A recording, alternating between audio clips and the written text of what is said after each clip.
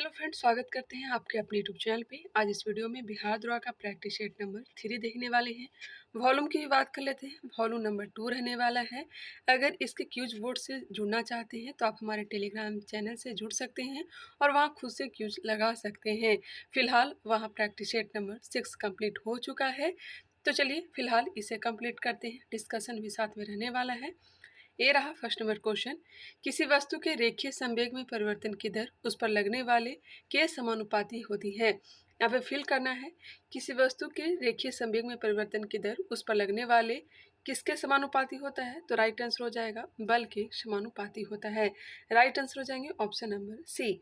Newton के गति के द्वितीय नियम के अनुसार किसी वस्तु के रेखीय संवेग परिवर्तन की दर उस पर आरोपित बल के बराबर होता है। इसका फॉर्मूला भी होता है F equal to M A. F equal to M A. ठीक है। न्यूटन के गति के नियम द्वितीय नियम से हमें बल का व्यंजक प्राप्त होता है। नेक्स्ट क्वेश्चन पे आइए, क्वेश्चन नंबर 2। प्रकाश के संबंध में असत्य कथन है। प्रकाश के संबंध में कौन से कथन गलत दिए गए हैं, तो देखते हैं। यह विद्युत चुंबकीय तरंग है, बिल्कुल है। इसका वर्ण विक्षेपण होता है, जी हाँ, प्रिज्म के द्वारा। नेक्स्ट है, एक माध्यम से दूसरे माध्यम में जाने पर इसकी आवृत्ति बदलती है। यह गलत दिया गया है। एक माध्यम से दूसरे माध्यम में जाने पर इसकी आवृत्ति नहीं बदलती है। राइट आंसर हो जाएंगे ऑप्शन नंबर सी। सीधी रेखा में गमन करने के कारण यह प्रतिबिंब एवं छाया बनाती है। यह भी सही दिया गया है। Next question, question number 3। इनमें से कौन अनुचुंबकीय पदार्थ है। इनमें से कौन सा अनुचुंबकीय पदार्थ है, बताइएगा। इसका राइट आंसर क्या हो जाएगा, अनुचुंबकीय पदार्थ। इसका जो राइट आंसर हो जाएगा ऑप्शन नंबर डी, एल्यूमिनियम। अनुचुंबकीय पदार्थ कौन सा है, तो एल्यूमिनियम है, सोडियम है, प्लेटिनम है और ऑक्सीजन है। एल्यूमिनियम, सोडियम, प्लेटिनम और ऑक्सीजन, यह सभी के सभी अनुचुंबकीय पदार्थ के उदाहरण हैं। Next question. जब कोई पिंड मुक्त रूप से पृथ्वी की ओर गिरता है तो इसकी कुल ऊर्जा, यदि कोई पिंड मुक्त रूप से पृथ्वी की ओर गिरता है तो इसका कुल ऊर्जा क्या होगा, अपरिवर्तित रहेगा। राइट आंसर हो जाएंगे ऑप्शन नंबर सी। किसी तंत्र की कुल ऊर्जा सदैव संरक्षित रहती है। जब वस्तु महत्तम ऊंचाई पर होता है तो उसमें केवल स्थितिज ऊर्जा होता है। ऊर्जा संरक्षण के अनुसार क्या होता है, ऊर्जा न तो बनाई जा सकती है और न ही नष्ट की जा सकती है। यह एक रूप से दूसरे रूप में परिवर्तित किया जा सकता है, क्योंकि कुल ऊर्जा हमेशा स्थिर रहती है। जब कोई पिंड मुक्त रूप से पृथ्वी की ओर गिरता है तो कुल ऊर्जा अपरिवर्तित रहता है। जिसे आप लोग ध्यान रखिएगा। सिंपल सी बात है, जब कोई पिंड मुक्त रूप से पृथ्वी की ओर गिरती है तो इसकी कुल ऊर्जा अपरिवर्तित रहती है। Next question. एक्स किरणों के बारे में कौन सा कथन सही दिया गया है। एक्स किरण के बारे में बताना है कौन सा कथन सही है। विद्युत क्षेत्रों तथा विक्षेपित होता है, विद्युत क्षेत्रों द्वारा विक्षेपित होता है, परंतु चुंबकीय क्षेत्र द्वारा नहीं, यह गलत है। चुंबकीय क्षेत्र द्वारा विक्षेपित होता है परंतु विद्युत क्षेत्र द्वारा नहीं, यह भी गलत है। चुंबकीय क्षेत्र और विद्युत क्षेत्र दोनों के द्वारा विक्षेपित होता है, यह भी गलत है। विद्युत क्षेत्र या चुंबकीय क्षेत्र दोनों द्वारा विक्षेपित नहीं होता है। इसे याद रखिएगा। एक्स किरण जो है, चाहे वो विद्युत क्षेत्र हो या चुंबकीय क्षेत्र हो, इसके द्वारा विक्षेपित नहीं होता है। राइट आंसर हो जाएंगे option number D. Next question है, चुंबकीय बल रेखाओं के गुणों के संबंध में सही कथनों पर विचार कीजिए। चुंबकीय बल रेखा के बारे में बताना है। ये भी याद रखिएगा कि एक्स किरण की खोज किसने की है, तो रॉन्टजन ने की है। ठीक है। एक्स किरण रेडियो तरंग और प्रकाश की चाल के समान ही होती है और इस पर कोई आवेश नहीं होता है। इसका आंसर क्या हो जाएगा, इस पर भी गौर किया जाए। सही कौन सा है, देखते हैं। बल की चुंबकीय रेखाएं कभी भी प्रतिच्छेद नहीं करती है। बल की चुंबकीय रेखाएं कभी भी प्रतिच्छेद नहीं करती है, सही है। वे ध्रुवों की तुलना में भूमध्य रेखा पर अधिकतम होती है, यह गलत है। चुंबकीय बल रेखाएं दक्षिणी ध्रुव से प्रारंभ होकर उत्तरी ध्रुव पर समाप्त होती है, यह भी गलत दिया गया है। नेक्स्ट है, बल की चुंबकीय रेखाएं चुंबक के पिंड तक फैली हुई निरंतर वक्र में बंद होती है, यह सही दिया गया है। इसका जो राइट आंसर हो जाएगा 1 और 4, ऑप्शन हो जाएंगे सी। 1 और 4 बिल्कुल राइट आंसर है। भूमध्य रेखा की तुलना में ध्रुवों पर अधिकतम होता है। बल की चुंबकीय रेखाएं कभी प्रतिच्छेद नहीं करती है। चुंबकीय बल रेखाएं उत्तरी ध्रुव से शुरू होकर दक्षिणी ध्रुव पर समाप्त होता है। बल की चुंबकीय रेखाएं चुंबक के पिंड के माध्यम से फैली हुई निरंतर वक्र में बंद होती है। चलिए नेक्स्ट क्वेश्चन पे आ जाइए।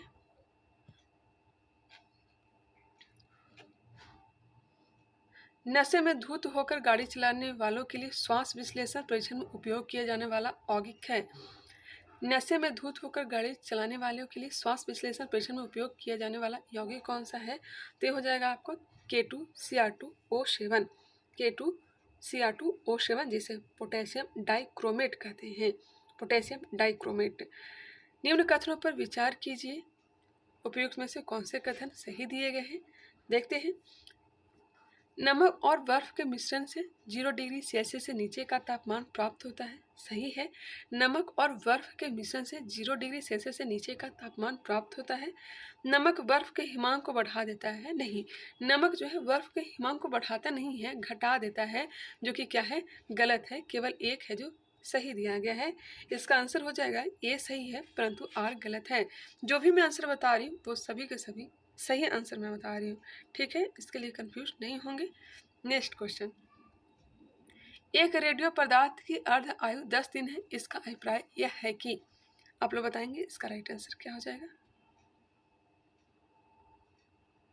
एक रेडियोधर्मी पदार्थ की अर्ध आयु 10 दिन है। इसका अभिप्राय यह है कि पदार्थ के 3/4 भाग का विघटन 20 दिनों में हो जाएगा। पदार्थ के 3/4 भाग का विघटन कितने दिनों में हो जाएगा? तो 20 दिन में हो जाएगा। इसका अभिप्राय यही हुआ। नेक्स्ट है, डाल्टन के परमाणु सिद्धांत के अनुसार निम्नलिखित में से कौन सा कथन सत्य नहीं है? कौन सा सत्य नहीं है? इन्होंने बताया कि परमाणु जो है अविनाशी है, यह सही है। रासायनिक अभिक्रिया में भाग लेने वाले सबसे छोटा कण परमाणु है, यह भी सही है। सभी पदार्थों के परमाणु सभी मायनों में समान होते हैं, यह गलत है और यही राइट आंसर है। पदार्थ परमाणुओं से बने होते हैं, बिल्कुल सही है। राइट आंसर हो जाएंगे ऑप्शन नंबर सी। इनके अनुसार परमाणु अविभाज्य एवं अविनाशी बताए गए थे। सभी पदार्थ अत्यंत सूक्ष्म कणों से निर्मित होता है, जिन्हें परमाणु कहते हैं। सभी पदार्थ के परमाणु सभी मायनों में समान होते हैं। यह कथन डाल्टन परमाणु सिद्धांत के अनुसार क्या है? असत्य है। ठीक है। नेक्स्ट है, निम्नलिखित में से कौन सा कथन क्षार के विषय में सही दिया गया है? क्षार बेस के बारे में सही दिया गया है। खुद से ऑप्शन को देखिए। हालांकि इसका पीडीएफ मैंने टेलीग्राम चैनल पर दिया भी है, इसका क्यूज वोट भी हो रहा है। आप लोग चाहें तो हमारे टेलीग्राम चैनल स्टडी क्रैक 2.0 से जुड़ सकते हैं और खुद से क्यूज लगा सकते हैं। बताएंगे यहाँ पे इसका राइट आंसर क्या हो जाएगा। यहाँ पे आंसर हो जाएगा ऑप्शन बी। यह कड़वा होता है एवं लाल लिटमस पत्र को नीला में बदल देता है। Right answer option number B. Next question. सूची 1 को सूची 2 के साथ मिलान करना है। जंतु और संघ दिया गया है। एस्कैरिस। एस्कैरिस जो है ये किस संघ का जंतु है? तो आंसर हो जाएगा निमेटोडा संघ का। एस्कैरिस सूत्रकृमि संघ निमेटोडा संघ का यह जीव है। मलेरिया परजीवी यह आपका आ जाएगा प्रोटोजोआ। आदि जंतु प्रोटोजोआ हो जाएगा। घरेलू मक्खी यह जो है आर्थ्रोपोडा संघ का जीव है। गाय जो हो जाएगा मैमेलिया या फिर स्तनपायी वर्ग। एक बार फिर से रिकॉल कर लेते हैं, याद हो जाएगा। एस्कैरिस। एस्कैरिस जो है, माफ करिए, एस्कैरिस यह किसका संघ का जीव है? तो आंसर हो जाएगा सूत्रकृमि संघ निमेटोडा। मलेरिया परजीवी प्रोटोजोआ। घरेलू मक्खी ये आपका हो जाएगा आर्थ्रोपोडा या फिर जिसे संधिपाद संघ कहते हैं। गाय स्तनपायी वर्ग जो कि मैमेलिया संघ का जीव है। आंसर होगा ऑप्शन नंबर ए। ठीक है जी। Question number 13। किस कारण से ईथर की थोड़ी सी मात्रा भी हथेली पर ठंडक प्रदान करती है? ईथर की थोड़ी सी मात्रा भी हथेली पर ठंडक प्रदान करती है, यह किस कारण से? वाष्पीकरण के कारण से। राइट आंसर हो जाएंगे ऑप्शन नंबर सी। ईथर का उपयोग इत्र बनाने में, सफाई उत्पाद और दवा उपयोग में किया जाता है। ईथर का उपयोग निश्चेतक के रूप में भी किया जाता है। और ईथर जो है वाष्पशील पदार्थ है। इसकी उच्च अस्थिरता तथा कम क्वथनांक होता है। जब इन्हें हथेली पर रखते हैं तो हाथ की गर्मी के कारण इसका वाष्पन तेज हो जाता है, जिससे हम ठंडक महसूस करते हैं। मनुष्य में भोजन के पाचन की प्रक्रिया कहाँ से शुरू होती है और कहाँ पे पूर्ण होती है? पाचन की क्रिया प्रारंभ होती है मुख्य गुहा से, मुंह से, और समाप्त होती है छोटी आंत में। राइट आंसर हो जाएगा ऑप्शन नंबर ए। इसका आंसर ऑप्शन नंबर ए ही दिया गया है। यहाँ पे आंसर को लेकर के डाउट नहीं होने का है, क्योंकि जो इसमें आंसर दिया गया है वही बताते मैं चल रही हूँ। और आप लोगों को पता है कि यूटेरिया में बहुत कम ही क्वेश्चन का आंसर गलत होता है। ठीक है जी। तो चलिए आगे बढ़ते हैं। पाचन की क्रिया जो है, पाचन की क्रिया संपूर्ण होती है 5 अवस्थाओं से होकर के। पहला है भोजन का अंतर्ग्रहण, फिर पाचन, फिर अवशोषण, फिर स्वांगीकरण, फिर मल त्याग। नेक्स्ट है, और पाचन जो है एक जटिल प्रक्रिया है। खाद्य श्रृंखला है। खाद्य श्रृंखला, खाद्य श्रृंखला किसे कहेंगे? एक जीव से दूसरे जीव को खाद्य हस्तांतरण को ही क्या कहेंगे? खाद्य श्रृंखला कहेंगे। भोजन के लिए सभी जीव पादपों पर प्रत्यक्ष या अप्रत्यक्ष रूप से रहते हुए हैं। नेक्स्ट क्वेश्चन, मार्सिलिया, फर्न और हॉस्टेल निम्नलिखित में से किस पादप समूह के उदाहरण है? मार्सिलिया, फर्न और हॉस्टेल यह किस समूह का है? तो टेरिडोफाइटा। राइट आंसर हो जाएगा ऑप्शन नंबर ए, टेरिडोफाइटा। इस वर्ग के पौधों का शरीर जड़, तना तथा पत्ती में विभाजित होता है। इनमें शरीर के एक भाग से दूसरे भाग तक जल तथा अन्य पदार्थों के लिए संवहन ऊतक भी पाए जाते हैं, जैसे कि जाइलम और फ्लोएम। नेक्स्ट क्वेश्चन है, निम्नलिखित में से कौन सा लार का लाभ नहीं है? लार सलाइवा का लाभ नहीं है। यह निगलने में मदद करता है, बिल्कुल सही है। यह शरीर में आरबीसी की वृद्धि करती है। यह मुख तथा दांतों को साफ रखती है, बिल्कुल। यह होठों तथा जिह्वा को गति को अनुकूल बनाकर बोलने में मदद करती है, यह भी सही है। तो गलत कौन सा है भाई? तो ऑप्शन नंबर बी, यह शरीर में आरबीसी की वृद्धि नहीं करती है। ठीक है। लार जो है हल्का अम्लीय होता है। इसका पीएच मान कितना होता है जी? तो 6.8 होता है। 6.8 इसका पीएच मान होता है। यह लार ग्रंथि से निकलती है। एक स्वस्थ व्यक्ति में प्रतिदिन लगभग 600 मिलीलीटर लार बनता है। कितना? तो 600 मिलीलीटर लार बनता है। याद रखेंगे इसको भी। इसमें लगभग 99% जल होता है। लार में क्या होता है? तो 99% जल होता है और 1% क्या होता है? तो एंजाइम होता है। लार मुंह में पीएच संतुलन बनाए रखने में मदद करता है। लार में विशेष एंजाइम होता है जो हमारे भोजन में मौजूद स्टार्च को पचाने में मदद करता है। तो क्वेश्चन पूछा भी जाता है कि सबसे पहले स्टार्च का पाचन कहाँ से प्रारंभ होता है? तो मुंह से प्रारंभ होता है। नेक्स्ट क्वेश्चन पे आ जाइए। यदि माइटोकॉन्ड्रिया काम करना बंद कर दे तो कोशिका में कौन सा कार्य नहीं हो सकेगा? माइटोकॉन्ड्रिया अगर कार्य करना बंद कर दे तो भोजन का ऑक्सीकरण नहीं हो पाएगा। राइट आंसर हो जाएगा ऑप्शन नंबर डी, भोजन का ऑक्सीकरण नहीं होगा। माइटोकॉन्ड्रिया कोशिकीय श्वसन के लिए जिम्मेदार है। कोशिकीय श्वसन में भोजन के अणु ऑक्सीजन की उपस्थिति में ऑक्सीकृत होते हैं। किसकी उपस्थिति में? ऑक्सीजन की उपस्थिति में। इस प्रक्रिया के दौरान भोजन में मौजूद रासायनिक ऊर्जा एटीपी में बदल जाता है। इसे याद रखेंगे। माइटोकॉन्ड्रिया को पावर हाउस कहते हैं, कोशिका का ऊर्जा गृह कहते हैं। माइटोकॉन्ड्रिया का नाम किसने रखा था? तो 1898 ईस्वी में कार्ल वेडा ने इसका नाम रखा था, कार्ल वेडा। डेसिमल से बाइनरी में संख्या का परिवर्तन करने वाली युक्ति है। डेसिमल से बाइनरी में संख्या का परिवर्तन किसके द्वारा? एनकोडर के द्वारा। एनकोडर सूचना को एक प्रारूप या कोड से दूसरे प्रारूप में बदलता है। थायमिन किस विटामिन का रासायनिक नाम है? बताएंगे। थायमिन किसका रासायनिक नाम है? आंसर हो जाएगा विटामिन B1 का नाम है। यहाँ पे पूरा का पूरा रिकॉल कर लेते हैं, एक बार यहाँ पे क्लियर कर लीजिए। विटामिन बी और सी जो है, विटामिन बी और सी जो है, यह दोनों के दोनों जल में घुलनशील है, चाहे वो विटामिन B1 हो, विटामिन B2 हो, B3 हो या B9 B12 भी हो, यह सभी के सभी क्या है? जल में घुलनशील विटामिन है। बाकी जो भी हैं, चाहे वो विटामिन ए हो, फिर उसके बाद डी हो, ई हो, के हो, यह सभी के सभी वसा में घुलनशील विटामिन है। अब यहाँ पे हम लोग सबका रासायनिक नाम याद कर लेते हैं। विटामिन, विटामिन की खोज 1912 ईस्वी में किसने किया था? तो फंक ने किया था। किसने? फंक ने विटामिन की खोज किया था। विटामिन ए, विटामिन ए का रासायनिक नाम जो हो जाएगा रेटिनॉल हो जाएगा। Vitamin A retinol. Vitamin B तभी में बनता है थायमिन, या फिर विटामिन B1 कह लीजिए, थायमिन हो जाएगा। Vitamin B2 riboflavin. Vitamin B3 इसका हो जाएगा नियासिन या फिर निकोटिनेमाइड। विटामिन B5 पेंटोथेनिक अम्ल हो जाएगा, पेंटोथेनिक अम्ल विटामिन B5। विटामिन B6 का हो जाएगा, क्या हो जाएगा? पैराडॉक्सिन। विटामिन B7 का हो जाएगा बायोटिन। विटामिन B9 का हो जाएगा आपका फॉलिक अम्ल।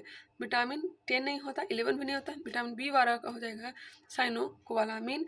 विटामिन ई याद रखिएगा, विटामिन ई का हो जाएगा टेकोफेरॉल। विटामिन के हो जाएगा फिलोक्विनोन। और विटामिन सी का तो जानते ही होंगे एस्कॉर्बिक अम्ल। चलिए अब विटामिन डी का बताएंगे। विटामिन डी का कैल्सीफेरॉल, विटामिन D2 का हो जाएगा अर्गो कैल्सीफेरॉल। विटामिन D3 का हो जाएगा कैलो कैल्सीफेरॉल। ये मुझे याद है इसलिए मैंने आपको बता दिया। चलिए क्वेश्चन नंबर 21।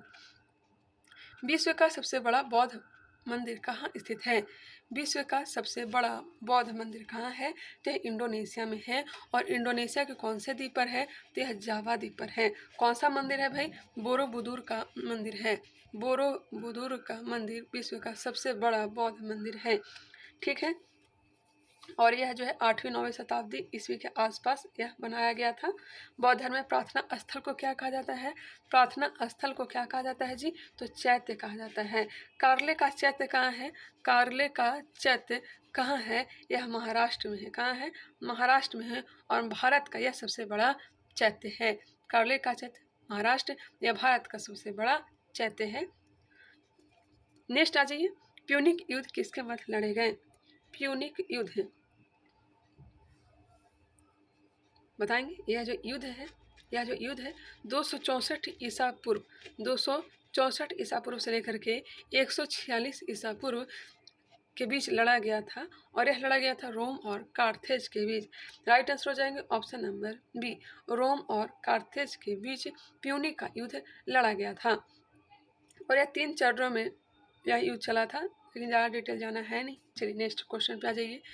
निम्नलिखित में से राख के साज किस प्रापाषाणिक स्थल से मिला है? बताएंगे। राख का साज किस प्रापाषाणिक स्थल से मिला है? यह मिला है जी कुरनूल गुफा से। कुरनूल गुफा से राइट आंसर हो जाएंगे ऑप्शन नंबर बी, कुरनूल गुफा से। नेक्स्ट, हड़प्पा सभ्यता किस नदी के तट पर अवस्थित है? हड़प्पा सभ्यता यह जो है रावी नदी के किनारे अवस्थित था। मोहनजोदड़ो की बात कर लेते हैं। मोहनजोदड़ो यह सिंधु नदी के किनारे अवस्थित था। हड़प्पा भी है कहाँ? तो आपका हो जाएगा माउंट गोमरी जिला में है। और यह वर्तमान में पाकिस्तान में है। यहाँ से RH-37 कब्रिस्तान प्राप्त हुआ था। नेक्स्ट क्वेश्चन पे आ जाइए। और सबसे पहले इसी की खोज हुई थी 1921 ईस्वी में दयाराम साहनी के द्वारा। दयाराम साहनी, राखलदास बनर्जी ने मोहनजोदड़ो की खोज की थी। ऋग्वैदिक युद्धों के संबंध में निम्नलिखित में से कौन सा कथन सही नहीं है? ऋग्वैदिक युद्धों के संबंध में कौन सा कथन सही नहीं दिया गया है? देखते हैं। इस काल में मवेशियों के लिए युद्ध लड़े जाते थे। जी बिल्कुल। लड़ाइयाँ जमीन के लिए भी लड़ी जाती थी। जी हाँ। इस काल में युद्धों के लिए कोई अस्थायी सेना नहीं होती थी। यह भी सही है। युद्ध में जीता गया धन केवल सरदारों और पुरोहित में बांटा जाता था। यह गलत है। आंसर हो जाएंगे ऑप्शन नंबर डी। ये जो धन है यज्ञ में भी प्रयुक्त किया जाता था, आम लोगों में भी बांट दिया जाता था। मौर्य प्रशासन से जुड़े निम्नलिखित कथनों पर विचार कीजिए। उपयुक्त में से कौन से कथन सही दिए गए हैं? देखते हैं भाई। मौर्य शासक आवागमन के महत्वपूर्ण मार्गों और नदियों पर नियंत्रण रखने का प्रयास करते थे। मौर्य शासक आवागमन के महत्वपूर्ण मार्गों और नदियों पर नियंत्रण रखने का प्रयास करते थे। जी हाँ। मौर्य प्रशासन की छोटे क्षेत्र या प्रांतों पर तक्षशिला या उज्जैन जैसी प्रांतीय राजधानियों से शासन किया जाता था। प्रदेशों में रहने वाले लोग मौर्य अधिकारियों को नजराना भेंट दिया करते थे। तीनों के तीनों कथन सही दिए गए हैं। इसका जो राइट आंसर हो जाएगा ऑप्शन नंबर डी, सभी सही हैं। नेक्स्ट है, सूची 1 को सूची 2 के साथ सुमेलित कीजिए। विशाख दत्त, विशाख दत्त जो हो जाएगा, इनका संबंध जो हो जाएगा नाटक से। नाटक से। वराहमिहिर, यह कौन थे? तो खगोल विज्ञान के प्रणेता थे। जनक का संबंध हो जाएगा आपका चिकित्सा से। ब्रह्मगुप्त का संबंध हो जाएगा गणित से। इसे याद रखिएगा। ब्रह्मगुप्त की पुस्तक का नाम क्या है? तो ब्रह्म सिद्धांत है। और चरक किसके दरबार में रहते थे? तो कनिष्क के दरबार में रहते थे। इसका जो आंसर प्राप्त होगा ऑप्शन नंबर ए। Next question 28 number. दिल्ली सल्तनत के अंतर्गत गौरीसन शहर का निर्माण किसके लिए किया जाता था? गैरिसन शहर का निर्माण सैनिकों की टुकड़ियों के रहने के लिए बने मजबूत किले बंद शहर। गैरिसन शहर का निर्माण किस लिए किया था? तो सैनिकों के टुकड़ियों के रहने के लिए मजबूत किला बंद शहर का निर्माण किया जाता था। आंसर हो जाएंगे ऑप्शन नंबर सी। औरंगजेब के किस पुत्र ने उसके विरुद्ध विद्रोह किया जिसमें उसे मराठों और दक्कन की सल्तनत का सहयोग मिला? औरंगजेब के किस पुत्र ने उसके विरुद्ध विद्रोह किया जिसमें उसे मराठों और दक्कन की सल्तनत का सहयोग मिला? तो आंसर हो जाएंगे ऑप्शन बी। कौन सा हो जाएंगे? तो अकबर। अकबर जो था ये किसका बेटा था? यहाँ पे औरंगजेब का। अकबर द्वितीय कह लीजिए। चलिए ज़्यादा बेटर रहेगा, अकबर हो जाएगा। यहाँ पे कुछ याद रखिएगा, जैसे कि दीवान ए वजारत, दीवान ए वजारत का संबंध किससे हो जाएगा, तो वित्त विभाग से। दीवान ए वजारत का संबंध किससे है, तो वित्त विभाग से है। दीवान ए अर्ज का संबंध किससे है, तो सैन्य विभाग से हो जाएगा। दीवान ए मुस्तखराज, अलाउद्दीन खिलजी ने इसकी स्थापना की थी। अलाउद्दीन खिलजी ने मुस्तखराज, दीवान ए मुस्तखराज जो कि राजस्व विभाग से संबंधित था। दीवान ए इंसा, दीवान ए इंसा पत्राचार विभाग से संबंधित था। वही याद रखिएगा दीवान ए रसालत, दीवान ए रसालत का संबंध हो जाएगा आपका विदेश विभाग से। दीवान ए खैरात फिरोज शाह तुगलक, दीवान ए खैरात किससे संबंधित है, तो दान विभाग से संबंधित है। तो चलिए आगे बढ़ते हैं। औरंगजेब ने आलमगीर की उपाधि धारण की थी। आलमगीर का अर्थ होता है विश्व विजेता। क्या होता है, विश्व विजेता। औरंगजेब के समय ही इटालियन यात्री निकोलाव मनुची आया था। निकोलाव मनुची किसके दरबार में, औरंगजेब। चलिए 1922 में गांधी जी को सजा सुनाने वाला जज कौन था। 1922 ईस्वी में गांधी जी को सजा किसने सुनाया था, जस्टिस C.N. ब्रूमफील्ड। मैं लगातार से कंप्लीट करूंगी, आप लोग बस धैर्य बनाए रखें। वीडियो लंबा बन जाता है तो फास्ट करके इसे देखने का प्रयास करें। आंसर हो जाएंगे ऑप्शन नंबर ए। ठीक है, इनमें से किस सिख गुरु ने खालसा पंथ की स्थापना की थी जी, तो खालसा पंथ की स्थापना 1699 ईस्वी में 10वें और अंतिम गुरु गुरु गोविंद सिंह ने की थी। तो राइट आंसर हो जाएगा ऑप्शन नंबर ए, गुरु गोविंद सिंह। इनका जन्म पटना साहिब में हुआ था।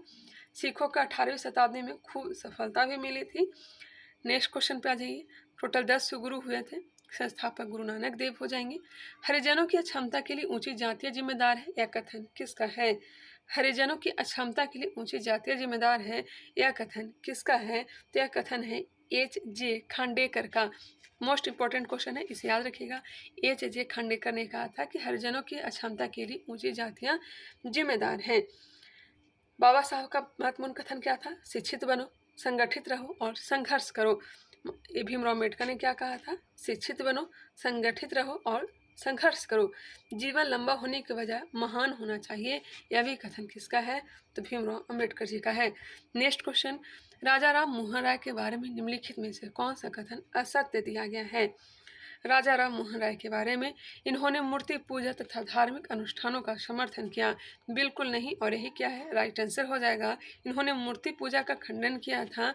राजा राम मोहन राय हिंदी, संस्कृत, बांग्ला, फारसी तथा अंग्रेजी भाषा के अच्छे ज्ञाता थे। बिल्कुल, इन्होंने वेदों तथा उपनिषदों के बांग्ला अनुवाद प्रस्तुत किए। जी हाँ, राजा राम मोहन राय समाज सुधारकों में अग्रणी थे, यह भी सही है। तो गलत कौन सा है भाई, तो ऑप्शन नंबर ए जो है यह गलत दिया गया है। चलिए नेक्स्ट क्वेश्चन पे आ जाइए।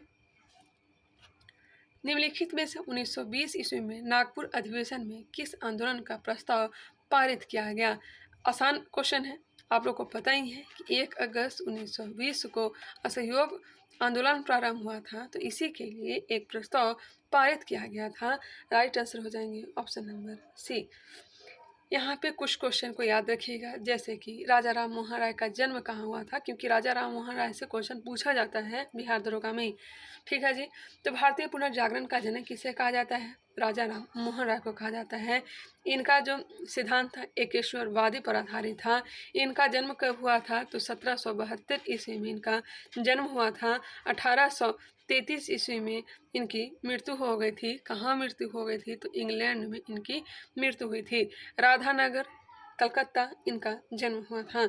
इन्होंने 1815 ईस्वी में आत्मीय सभा की स्थापना की। वही 1828 ईस्वी में सती प्रथा, माफ करिएगा, 1828 ईस्वी में ब्रह्म समाज की स्थापना की। वही 1829 ईस्वी में सती प्रथा पर रोक लगाया।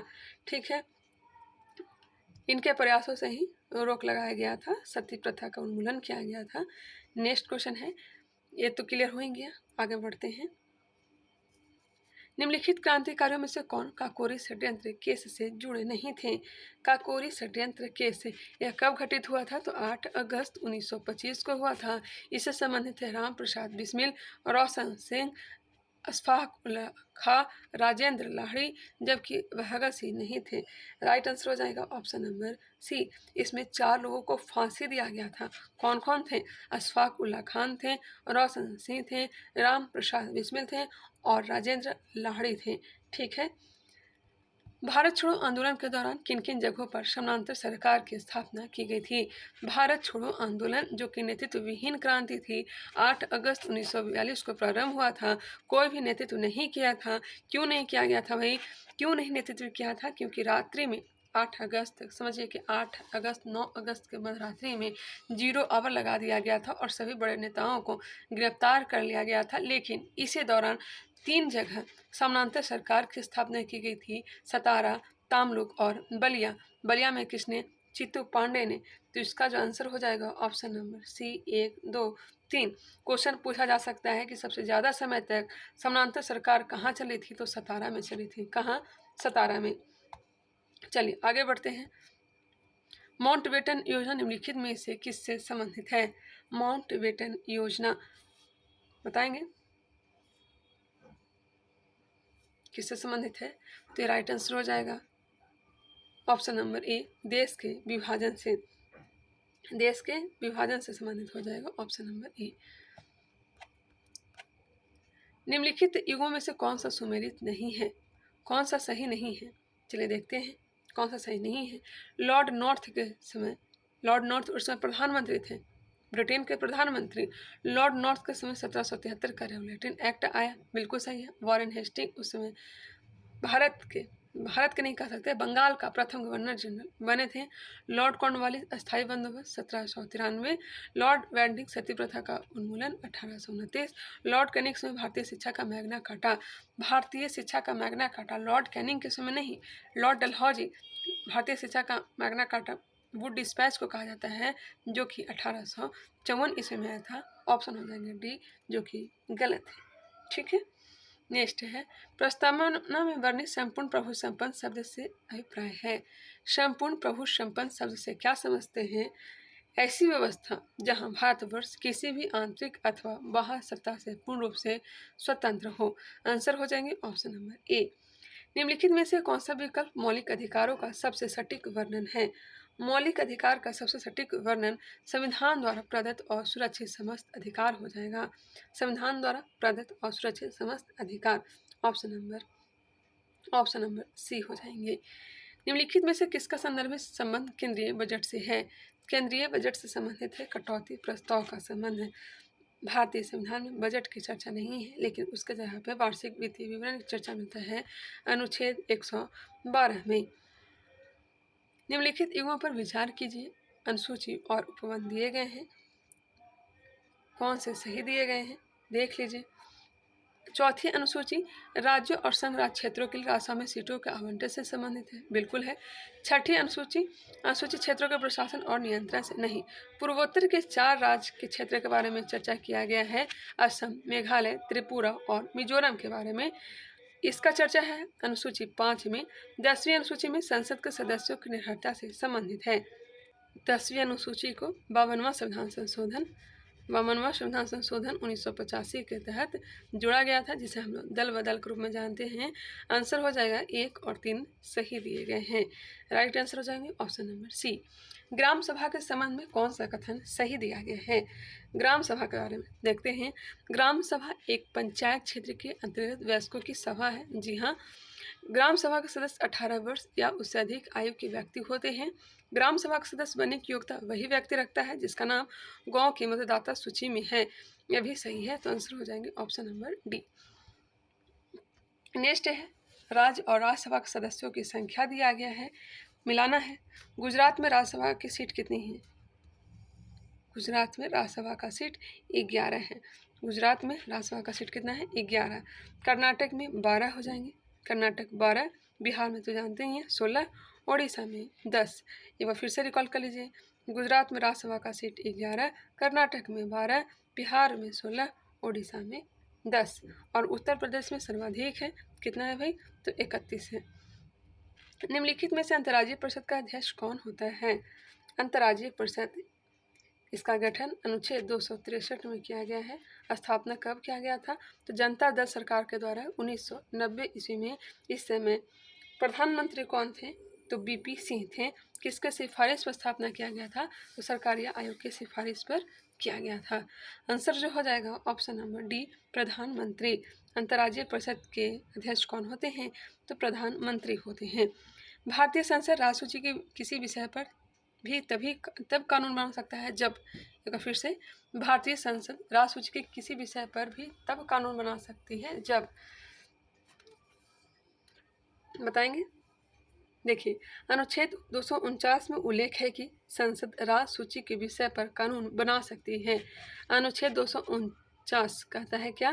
कि संसद राज्य सूची के विषय पर कानून बना सकती है। पहला पॉइंट याद रखिएगा। चलिए दूसरा पॉइंट, राज्यसभा अपने उपस्थित और मतदान करने वाले सदस्यों के बहुमत से प्रस्ताव पारित करके कर सकता है। आगे बढ़ते हैं। अनुच्छेद 356 के तहत राष्ट्रपति शासन जब लगता है, इसके अंतर्गत किसी राज्य को रखा गया है, तब भी कानून बना सकता है। अंतर्राष्ट्रीय समझौता या विदेशी शक्तियों के साथ संधियों के लिए आवश्यक अगर हो, तब राज्य सूची पर कानून बनाया जा सकता है। अनुच्छेद 253 के तहत राज्य सूची में वर्तमान टोटल कितने विषय हैं? तो 61 विषय हैं। तो इसका जो आंसर हो जाएगा उपयुक्त में से एक से अधिक। अंतर्राष्ट्रीय समझौते को प्रभावी बनाने हेतु संबंधित राज्य की सहमति से राज्य में राष्ट्रपति शासन लागू रहने की अवस्था में, तीनों हो जाएगा। निम्न में से कौन राज्यसभा की शक्तियों में सम्मिलित है?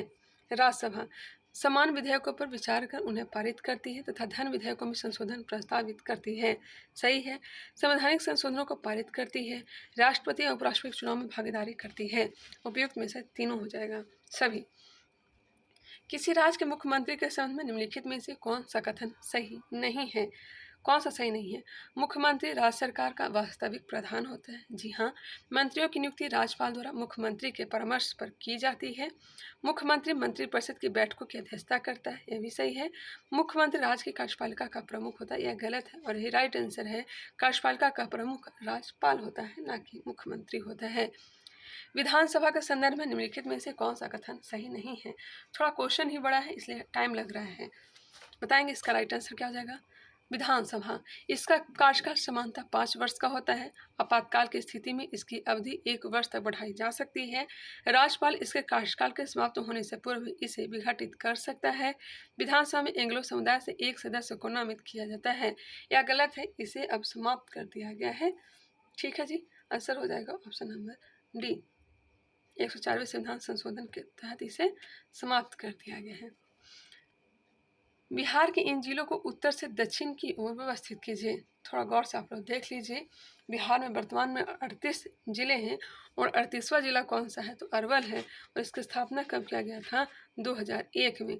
उत्तर से दक्षिण, तो सबसे पहले तो सीतामढ़ी, उसके नीचे मुजफ्फरपुर, उसके नीचे पटना, पटना और गया के बीच में तो जानते हैं हमारा जिला जहानाबाद, उसके बाद गया। आंसर हो जाएगा option number D. Intanki national park कहाँ अवस्थित है?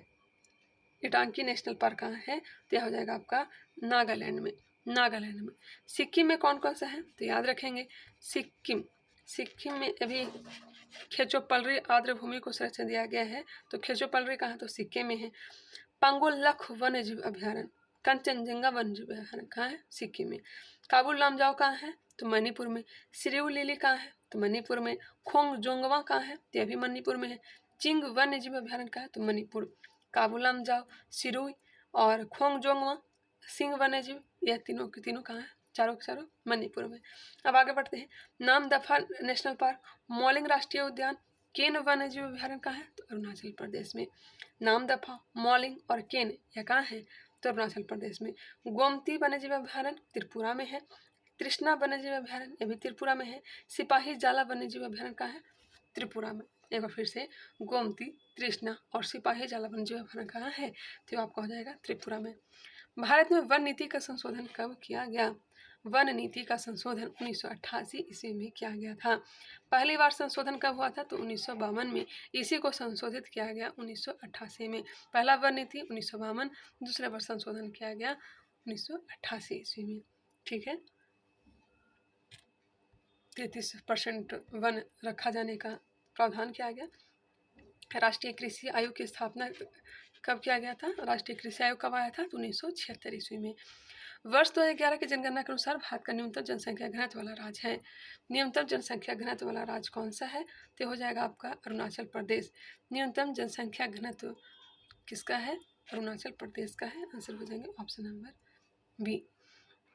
निम्नलिखित द्वीपों के युगों में से कौन सा एक 10 डिग्री चैनल द्वारा आपस में पृथक किया जाता है? मालदीव से मिनिकॉय के बीच 8 डिग्री हो जाएगा। यहाँ पे 10 डिग्री पूछा है तो अंडमान एवं निकोबार हो जाएगा।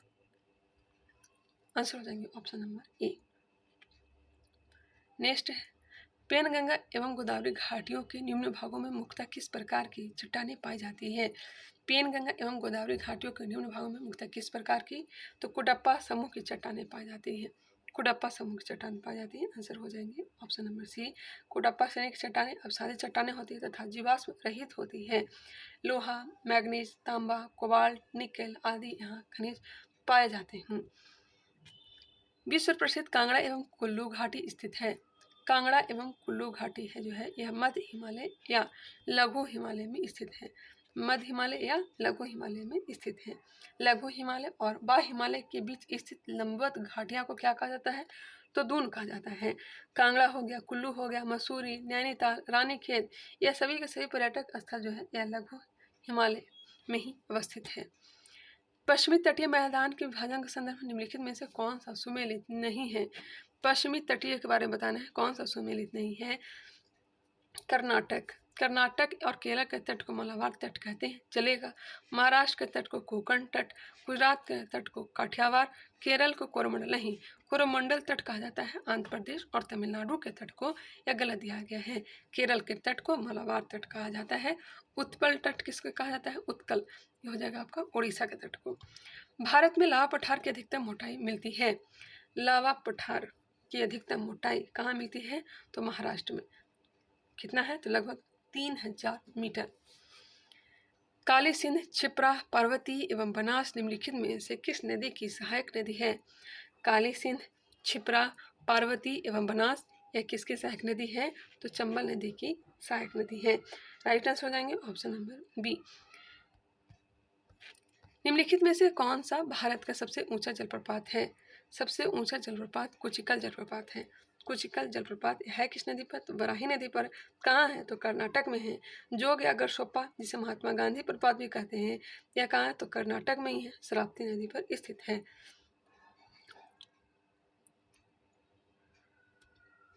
आगे बढ़ते हैं।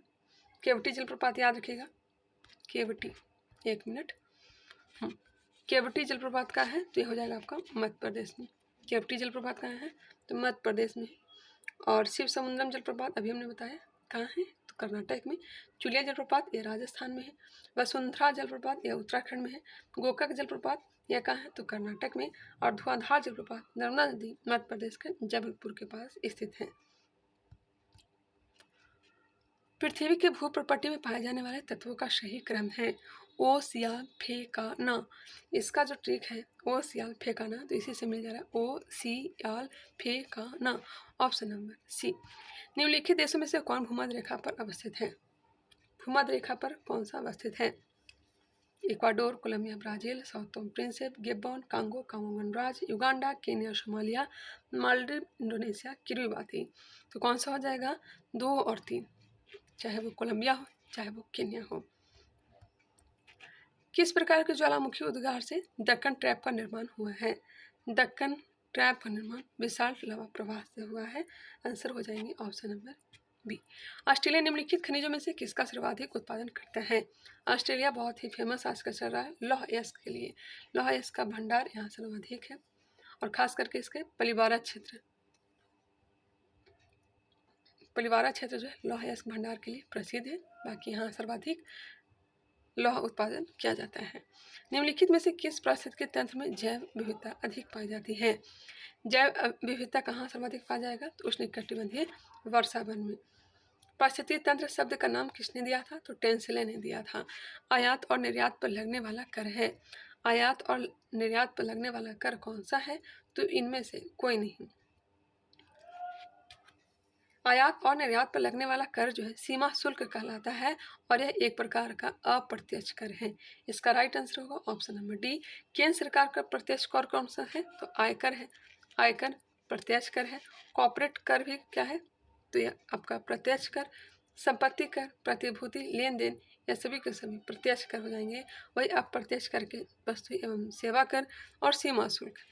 भारत की राजकोषीय नीति किसके द्वारा प्रतिपादित किया जाता है? मौद्रिक नीति अगर पूछा जाता तो हो जाता भारतीय रिजर्व बैंक। राजकोषीय नीति पूछा जा रहा है तो वित्त आयोग हो जाएगा। आंसर हो जाएगा option number B. Narasimhan committee प्रथम निम्नलिखित में से किन सुधारों से संबंधित है? नरसिम्हन कमेटी प्रथम बताइएगा। नरसिम्हन कमेटी प्रथम कब आया था? तो 1991 में आया था, 1991। वही अगर पूछा जाता नरसिम्हन कमेटी द्वितीय कब आया था, तब हो जाता 1998। तो प्रथम के बारे में पूछा जा रहा है तो आंसर हो जाएगा बैंकिंग संरचना सुधार से। देखिए, बैंकिंग सुधार से जुड़ी कुछ समितियां मैं बता रही हूँ। चक्रवर्ती समिति, नरसिम्हन समिति प्रथम हो चाहे द्वितीय हो, वर्मा समिति का भी संबंध बैंकिंग से ही है, विमल जमलान समिति का संबंध, गोयपुरिया समिति और दामोदरन समिति, नचिकेत मोर समिति का संबंध बैंकिंग सुधार से है। एक बार फिर से रिकॉल करवा दे रही हूँ, सुनिएगा। चक्रवर्ती समिति, नरसिम्हन प्रथम या द्वितीय, वर्मा समिति, विमल जलान समिति, दामोदरन समिति, नचिकेत मोरन समिति, नरसिम्हन समिति या फिर गोयपुरिया समिति। सेबी का मुख्यालय कहाँ स्थित है? SEBI securities and exchange board of India. इसकी स्थापना 12 अप्रैल 1988 को किया गया था। इसको दर्जा 30 जनवरी 1992 को दिया गया था। स्थापना 12 अप्रैल 1988 को इसकी स्थापना किया गया था। वही मान्यता 30 जनवरी 1992 को दिया गया था। इसका मुख्यालय कहाँ है? तो हो जाएगा आपका कहाँ? मुंबई में। वर्तमान में सेबी के अध्यक्ष तुहिन कांता पांडे हैं। वर्तमान में सेबी के अध्यक्ष कौन है? तुहिन कांता पांडे। सेबी की पहली महिला अध्यक्ष कौन थी? तो माधवीपुरी बुच थी। इसका मुख्यालय है मुंबई में, जो कि आंसर प्राप्त हो गया। आंसर हो गया बी। भारतीय नियोजन के वास्तुकार कौन थे? भारतीय नियोजन के वास्तुकार पंडित जवाहरलाल नेहरू। आंसर दिया गया है option number D, Pandit Jawaharlal Nehru. राष्ट्रीय नियोजन समिति की स्थापना 1938 ईस्वी में पंडित जवाहरलाल नेहरू की अध्यक्षता में किया गया था। केसी नियोगी की अध्यक्षता वाले सलाहकारी बोर्ड की सिफारिश पर योजना आयोग को स्थापित किया गया था। गौर कीजिएगा, केसी नियोगी की अध्यक्षता वाले सलाहकारी बोर्ड की सिफारिश पर योजना आयोग की स्थापना किया गया था। 15 मार्च 1950 को जॉन मथाई के प्रस्ताव पर योजना आयोग की स्थापना किया गया। सर्वप्रथम 1928 ईस्वी में नियोजित अर्थव्यवस्था की शुरुआत हुई। सर्वप्रथम 1928 ईस्वी में नियोजित अर्थव्यवस्था की शुरुआत हुई। केंद्रीकृत नियोजन सर्वप्रथम कहाँ आया था? पूर्वी सोवियत संघ में अपनाया गया था। केंद्रीकृत नियोजन समिति सबसे पहले कहाँ? सोवियत संघ में। भारत में आर्थिक आयोजन संबंधी प्रस्ताव सर्वप्रथम सन 1934 ईस्वी में, जो भी मैं बता रही हूँ इंपॉर्टेंट है, सन 1934 ईस्वी में विश्वरैया की पुस्तक था प्लॉट इकोनॉमी फॉर इंडिया में आई थी। इस पुस्तक में भारत के विकास के लिए 10 वर्षीय कार्यक्रम प्रस्तुत किया गया था। 1950 की बात करते हैं। 1950 ईस्वी में जयप्रकाश नारायण ने सर्वोदय योजना प्रकाशित की। स्वतंत्रता पश्चात सन 1947 ईस्वी में पंडित जवाहरलाल नेहरू की अध्यक्षता में आर्थिक नियोजन समिति गठित हुई।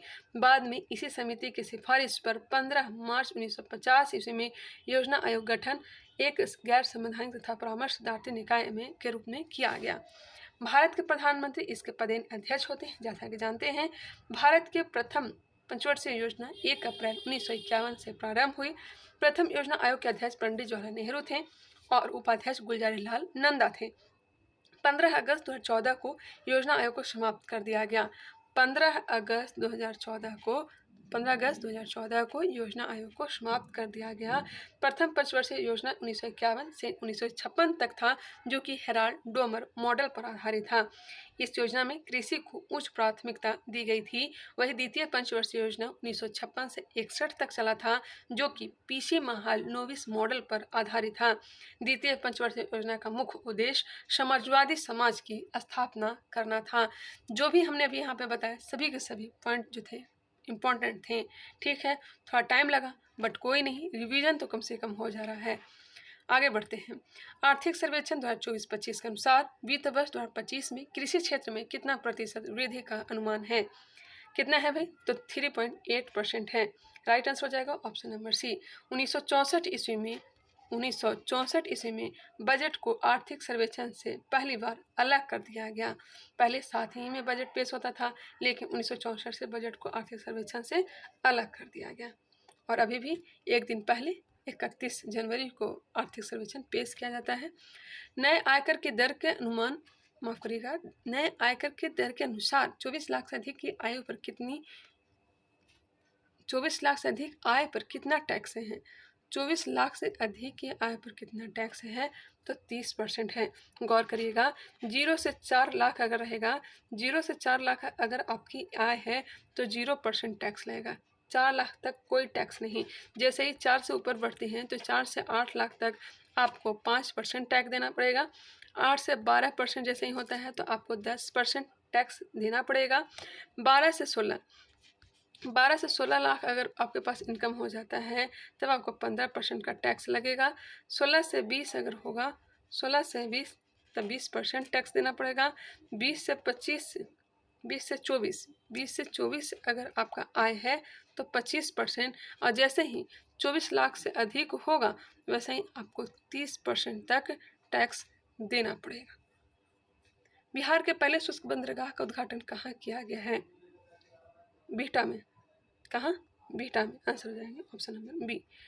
ट्विटर या एक्स के सीईओ किसे नियुक्त किया गया है? कौन है? Linda Yaccarino, option number A. Interpol के नए महासचिव कौन बने हैं? इंटरपोल के महासचिव कौन बने हैं? वाल्डेसी उर्किजा। इंटरपोल के नए महासचिव कौन बने हैं? वाल्डेसी उर्किजा। नेपाल के नए प्रधान न्यायाधीश कौन बने हैं? प्रकाश मान सिंह राउत। नेपाल के नए प्रधान न्यायाधीश कौन बने हैं? प्रकाश मान सिंह राउत। अंतर्राष्ट्रीय हॉकी फेडरेशन के अध्यक्ष कौन बने हैं? मोहम्मद तैयब इकराम। मोहम्मद तैयब इकराम। मोहम्मद तैयब इकराम कौन है? तो ये हो जाएंगे आपका अंतर्राष्ट्रीय हॉकी फेडरेशन के अध्यक्ष हैं। वही अगर पूछा जाए संयुक्त राष्ट्र महासभा के 79वें सत्र के अध्यक्ष कौन है? फिलोमन योंग, जो कि कैमरून के पूर्व प्रधानमंत्री हैं। IMF के प्रबंध निदेशक कौन बने हैं? तो क्रिस्टालिना जॉर्जीवा बनी है। IMF के दूसरी बार यह प्रबंध निदेशक बनी है क्रिस्टालिना जॉर्जीवा। नाटो के नए महासचिव कौन बने हैं? तो मार्क रूट हो जाएंगे। नासा के प्रथम AI अधिकारी कौन बने हैं? तो डेविड सालग्रीनी बने हैं। डेविड सालग्रीनी। भारत में ब्रिटेन की पहली महिला उच्चायुक्त कौन है? तो लेंडी कैमरून है। अगर पूछा जाए कि पाकिस्तान के नए गृह मंत्री कौन बने हैं? मोहसिन नकवी। ब्रिटेन के नए विदेश मंत्री कौन बने हैं? तो डेविड लैमी बने हैं। वहीं ब्रिक्स बैंक के अध्यक्ष डिल्मा रूसेफ बने हैं। ऑपरेशन कन्विक्शन किससे संबंधित है? ऑपरेशन कन्विक्शन किससे संबंधित है? यौन उत्पीड़न से, गौ हत्या पर रोक से और एंटीबायोटिक दवा का कम प्रयोग से। आंसर हो जाएंगे ऑप्शन नंबर डी।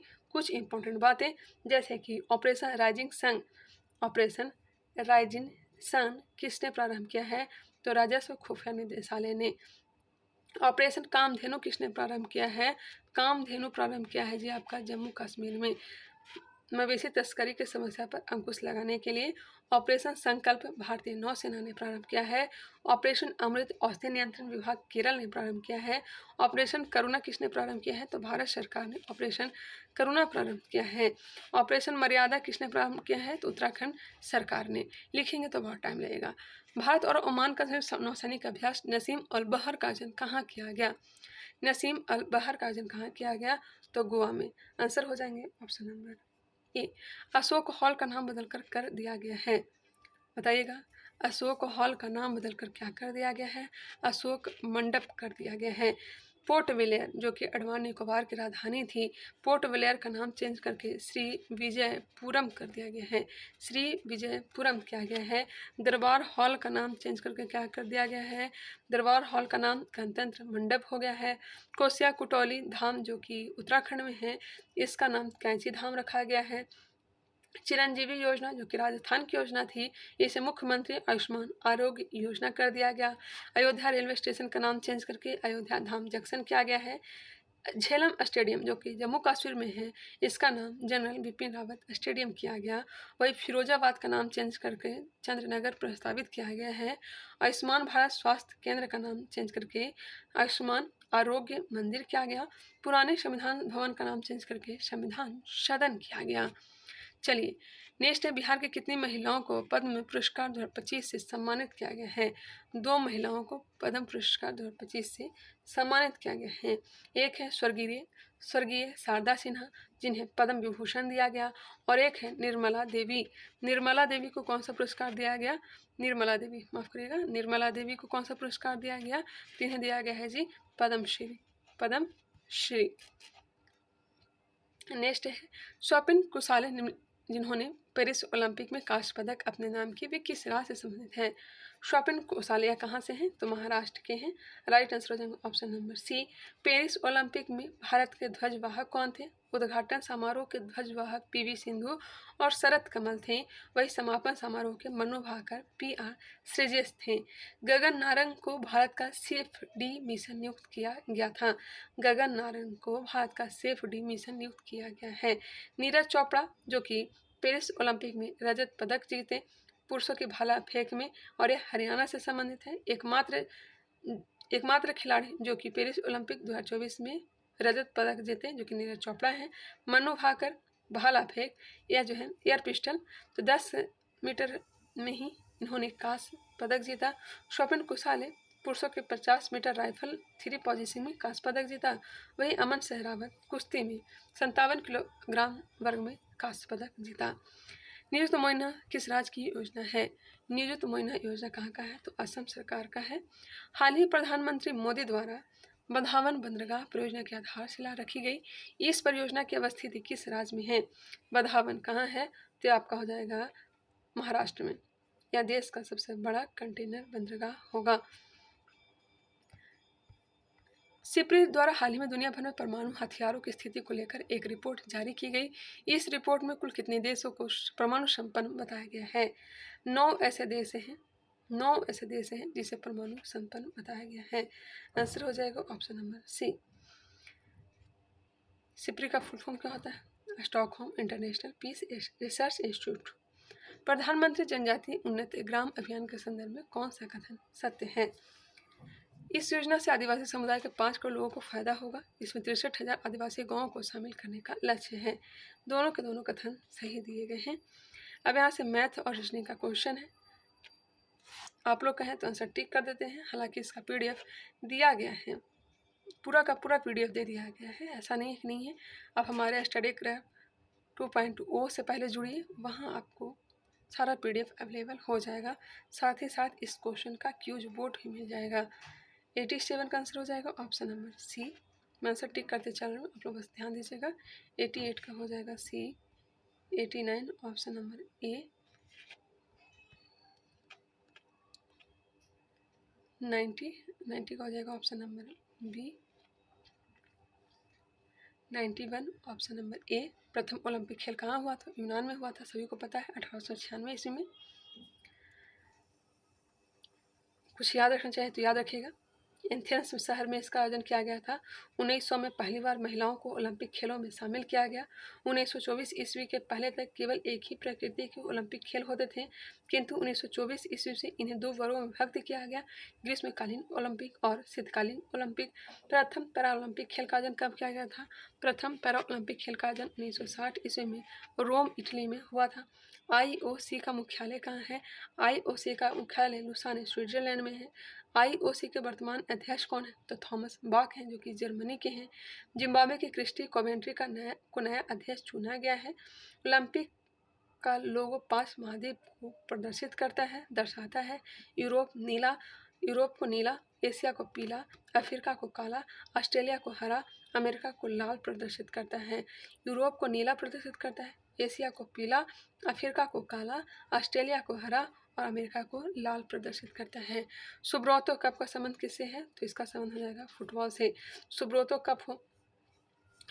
कप हो या फुटबॉल से संबंधित और भी कप जैसे याद रखिएगा। Rovers cup, Santosh trophy, Durand cup, Merdeka cup, Ashutosh Mukherjee cup, यह सभी के सभी फुटबॉल से संबंधित हैं। विश्व का सबसे बड़ा फुटबॉल संस्था फीफा है, जिसका मुख्यालय कहाँ है तो ज्यूरिख है कहाँ तो आपका हो जाएगा आपका स्विट्जरलैंड में। नेक्स्ट आ जाइए। और 2026 में इसका आयोजन कहाँ होगा। फीफा विश्व कप 2026 की मेजबानी संयुक्त रूप से 3 देशों को सौंपा गया है, अमेरिका, कनाडा और मैक्सिको। जर्मनी की आधिकारिक मुद्रा क्या है। जर्मनी की आधिकारिक मुद्रा यूरो है। जर्मनी की आधिकारिक मुद्रा क्या है तो यूरो है। जापान का मुद्रा क्या है तो जापान का मुद्रा हो जाएगा आपका येन। नेपाल का हो जाएगा नेपाली रुपया। जापान की मुद्रा है। तुर्की का मुद्रा क्या हो जाएगा? तुर्की की मुद्रा है लीरा। फिलीपींस का मुद्रा पेसो। फिलीपींस की मुद्रा क्या है? तो पेसो है। आगे बढ़िए, स्पेन का मुद्रा जो हो जाएगा यूरो हो जाएगा। मालदीव का मालदीवियन रूफिया हो जाएगा। मालदीव का मालदीवियन रूफिया हो जाएगा, रूफिया। तुर्की का लीरा। चलिए, वाटरमैन ऑफ इंडिया निम्नलिखित में से किन्हें कहा जाता है? वाटरमैन ऑफ इंडिया किन्हें कहा जाता है? तो राजेंद्र सिंह को कहा जाता है। राजेंद्र सिंह को कहा जाता है। इन्हें 2001 ईस्वी में मैग्सेसे पुरस्कार दिया गया। सुंदरलाल बहुगुणा, इनका संबंध चिपको आंदोलन से है। चिपको आंदोलन से इनका संबंध है। सुंदरलाल बहुगुणा, जो कि कहाँ हुआ था? चमोली जिला उत्तराखंड में हुआ था, जो कि उस समय उत्तर प्रदेश में ही था। नेक्स्ट है कैलाश सत्यार्थी, इनका संबंध बचपन बचाओ आंदोलन से है और इन्हें 2014 ईस्वी में इन्हें भारत रत्न से सम्मानित किया गया था। नेक्स्ट है अशोक चक्र पुरस्कार की शुरुआत किस वर्ष की गई थी? अशोक चक्र पुरस्कार 1952 ईस्वी में किया गया था। ऑप्शन हो जाएंगे ऑप्शन नंबर सी। वही भारत रत्न 1954 में प्रारंभ किया गया था। भारत रत्न पुरस्कार भारत में सर्वोच्च नागरिक पुरस्कार है। परमवीर चक्र 1950 में प्रारंभ हुआ था और 1950 में परमवीर चक्र और महावीर चक्र प्रारंभ हुआ था। नेक्स्ट है find the wrongly spelled word, इसमें से कौन सा मीनिंग जो है गलत दिया गया है? तो ऑप्शन हो जाएगा सी,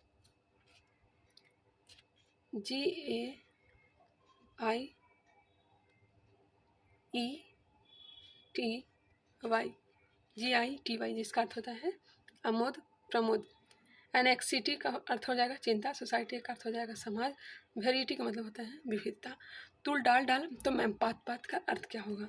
चालाकी का जवाब चालाकी से देना। ऑप्शन हो जाएंगे डी। सर्वव्यापी किसका पर्यायवाची शब्द है? सर्वव्यापी, इसका हो जाएगा अर्जुन। महर्षि का संधि विग्रह करना है तो महा प्लस ऋषि ऑप्शन बी में है। गुण संधि का उदाहरण है। Next, from the following prefix given below by adding which one in ability a new word can be format. तो आंसर हो जाएगा इन। तो चलिए 100 क्वेश्चन हमने कंप्लीट किया। कितने क्वेश्चन आप लोग का सही हो रहा है कमेंट करके बताइएगा। बाकी डिस्कशन कैसा लगा, डिस्कशन होना चाहिए या नहीं, ये भी कमेंट करके बताएंगे। अभी तक हमारे चैनल को सब्सक्राइब नहीं किए तो सब्सक्राइब कर लीजिए, बेल आइकन को क्लिक कीजिए और साथ ही टेलीग्राम चैनल से जुड़ जाइए। मिलते हैं नेक्स्ट वीडियो में, तब तक के लिए धन्यवाद।